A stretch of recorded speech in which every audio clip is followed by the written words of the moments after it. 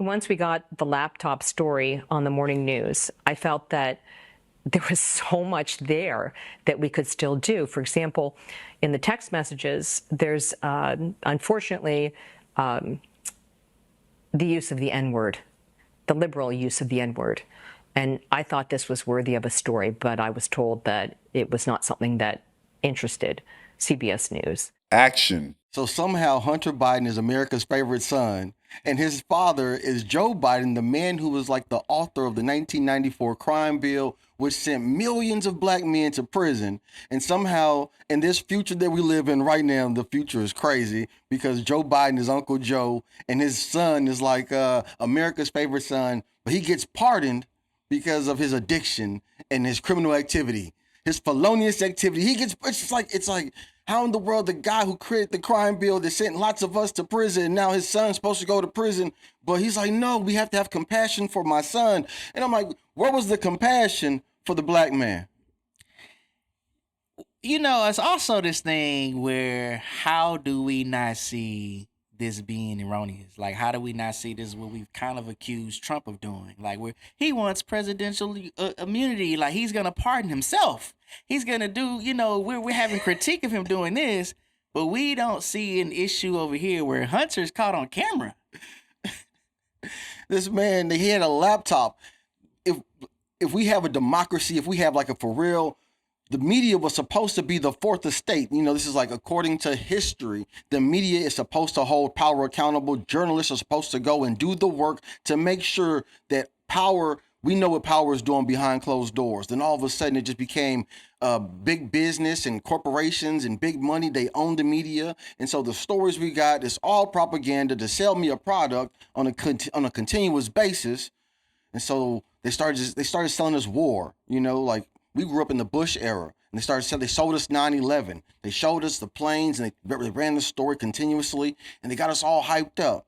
I watched it happen. I was in high school when I saw the stuff, and it was on television. They showed it on television, and as a young man, instantly I was like, I gotta defend America, instantly. And so they showed me the thing and programmed me to go be the soldier because they told me that we were under attack. When in reality, they had the numbers. They could have taken. It didn't have to be as hyperbolic. And so, like, I've been able to witness what this government has done to us through propaganda. And so now we get to this person and they squash all the information. We can't even talk about his son being a drug addict, and he wins the election. Do you think that America would have voted for this guy with a crackhead son? Yeah. You think he did? Yeah. And you know what? I mean, I don't think we care anymore. I think we're going to vote for who we've come up with this concept of the lesser evil.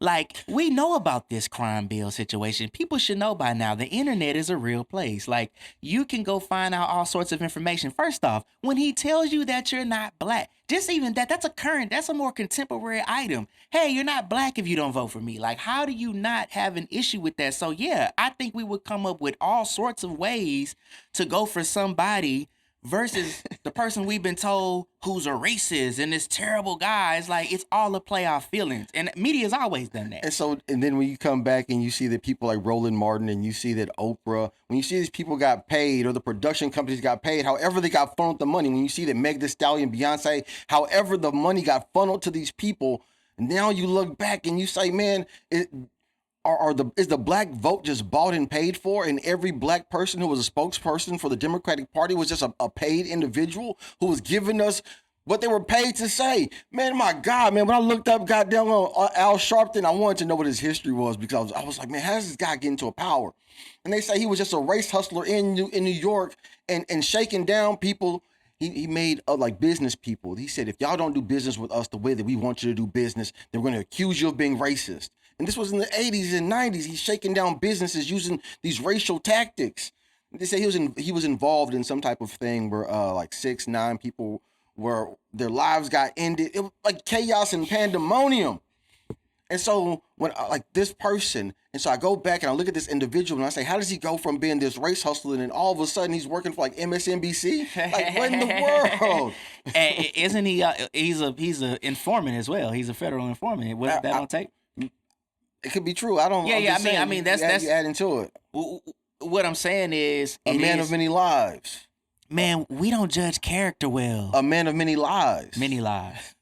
Man, I don't even, because he gave us, so his mentor was James Brown. You know what I'm saying? With the hairstyle and everything. That was his mentor. That's who he looked up to. And so that theater, how you grab the people with the show, you give them the most beautiful gospel that they could. Man, they sold you an idea of victimhood and never gave you no power, because people like Al Sharpton did not have the courage to fight for power. And when I say power, home ownership is power.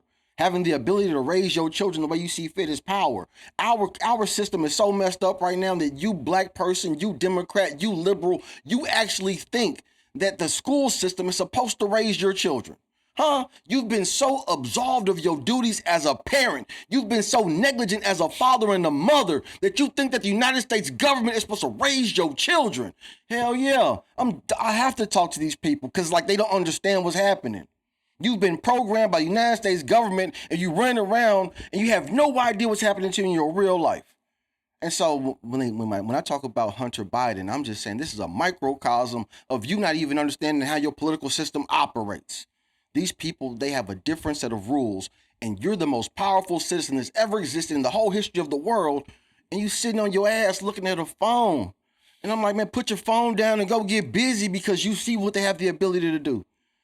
They got money for everybody, but for you, homeless veteran, they ain't got no money for you. I think this too.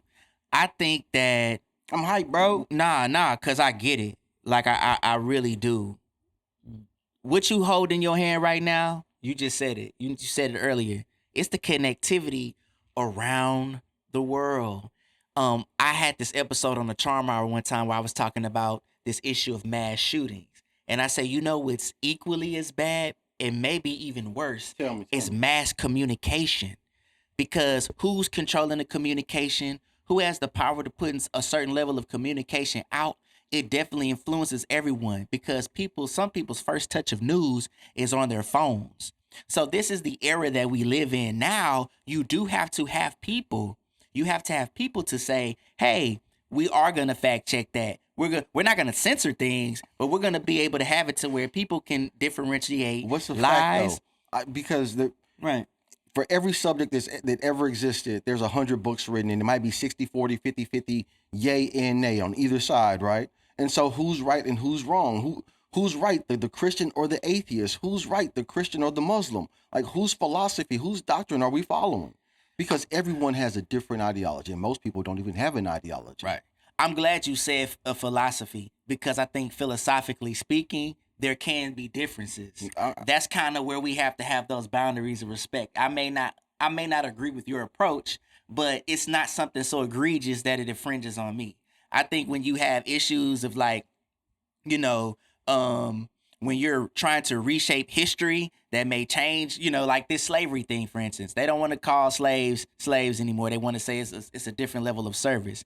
I mean, when you're doing that and you're shifting history, you're trying to run away from an atrocity that we don't want to go back to, much like the Jews. When we talk about the Holocaust, we don't want to do that. So we have facts to come and say, hey, in historical context, this is what happened. Or if it's science, at least the X's and O's, this is how it is. These are the hard boundaries. Philosophical, but that's the freedom of speech. But that's the power of the media, though. Right. Because, I mean, when you say the Holocaust, I know the Holocaust is powerful, it's 6 million people, but the Holocaust was like 10 million people. Of that 10 million people, 6 million of those people were Jewish people. And then when you just expand outside of just the Holocaust, during that time was World War II and upwards of 80 million people. But no one broadcast about the 26 million Russians. No one cared about those people who died in the gulags. Right. There are no movies. There are some, but it was not as publicized. Right. And so he who screams the loudest is the person who gets heard.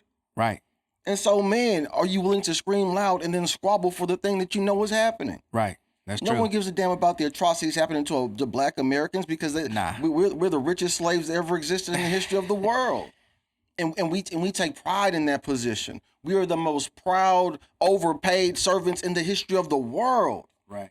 We just love being in the big house. We didn't want our own house. We just glad to be here. We just happy to be in the Democratic Party. They acknowledge us. Thank you for saying. Thank you for bringing Beyonce. Huh? They got a black caucus. They got a black caucus, huh? Y'all love, the black caucus loves sucking white caucus. Love sucking that white caucus. Right, play on Man, words. they get mad on me because I don't care. Like, someone has to tell the truth. Yeah. YouTube is the biggest, most brilliant way to communicate, and it's the biggest surveillance state in the history of the world. Right. Like, this thing is so powerful. The homepage is completely changed. Like, when you go to YouTube, if you just go to youtube.com, it doesn't show you any videos. It wants to get to know you. You have to search for something, and after you search, and then it starts feeding you videos. And so every person who uses YouTube, the 2.2 billion people, you're seeing something different than the other 2.2 billion people. Yeah. That's So true. when you talk about reality, everyone is being programmed to their own individual reality from algorithms that were created by companies that said, I just want to keep you addicted. Right. Welcome to the crack house, player. I'm trying, man, hell yeah. Social media is the new drug game, and you're either dealing or you're consuming. But everybody's playing. And then you can't go nowhere. I think we're all addicted. Everybody's playing, man. I mean, even content creators like that. We talked about this, and I said we can bring this all together because we got this central piece, this central root right now is the internet. Is like, again, you got this Fugazi podcast, dude. You got all these different podcasters who are playing on the emotions of people. They want you to get in and just have an argument with them, only to find out that's not the reflection of who they really are. We? Man, the name of his podcast is No Fugazi. A black guy has a podcast called No Fugazi. It's not some Italian person. I'm just saying the cultural appropriation, and we just like, oh, well, No Fugazi. I was telling you about this. And my name is Cooley. Princella the Queen. Like, you were married to a man, but now you like women, you know what I'm saying? And you're giving relationship advice while also having a undertone of misandry, in your tone and rhetoric towards men, only to get in a relationship with a woman and now say most of the relationship issues is women. It's like, damn, men have been saying that. Like, a lot of these talking points we've tried to communicate this, but this person can just come flip on you at any moment and y'all just accept it. I mean, that is wow, the power that the camera and speech possess. Hey, because these things you're saying, right? Like Princella, she exists. Charleston White, he exists. And Fugazi, all these individuals, they exist and they have significant platforms, and they're all being consumed by black folks, right? But also, then you have people like Lex Friedman, you have people like Joe Rogan. The list goes on of informative podcasts, which also add entertainment and jokes that you can participate in. But since they're culturally different, the things that we feed ourselves, why do we like this goddamn degenerate bullshit, man? I just want to know. Debauchery. I've been saying debauchery. Our culture is full of debauchery because we also have to look at it from this aspect too. We were the entertainers. We are the entertainers. We the singers and jamming and smiling and it's like that's all we relate to. That's all we create. That's all we're paid to create, and that's what we consume. I want you to tell me what is entertaining about Princella. Like, she looks like if I was around her, the only thing that I would try to do was like I would try to give that girl a baby. That's about it. I mean, she looked like she could give me a pretty baby. Because I was like, man, this lady don't really like girls, man. You up here playing. No woman really like girls. Nah, man, you up here playing. Just say, 90% of them, what a problem. Like, nah. Hey, these women who like women, they be out here, they got the highest rate of DV in the whole America. They out here because they're cheating with a girl, and they find out that the girl is with a man, and they get mad that the girls are with a man, talking about, I thought you liked me. And they be thumping. Boy, these little lesbian women, they be out here thumping. Hey, that's becoming more and more of a thing. It's so wild to see that, dog. Like, and then these, you know what I'm saying, the studs be having kids. Of their own. I'm like, but how do we get here? See, I started like the whole degeneracy about the presidencies and them Joe Biden pardoning Hunter Biden, and how did we fall in love with Joe Biden? How did he erase his entire racist past? How did he ignore all the plagiarism that he had in 1988? All he had to do was become hold a black man's cock. I mean, the black caucus, and just become the servant of a black man. And the greatest American alive. The greatest American alive. The greatest American alive. The greatest American alive. The greatest American alive.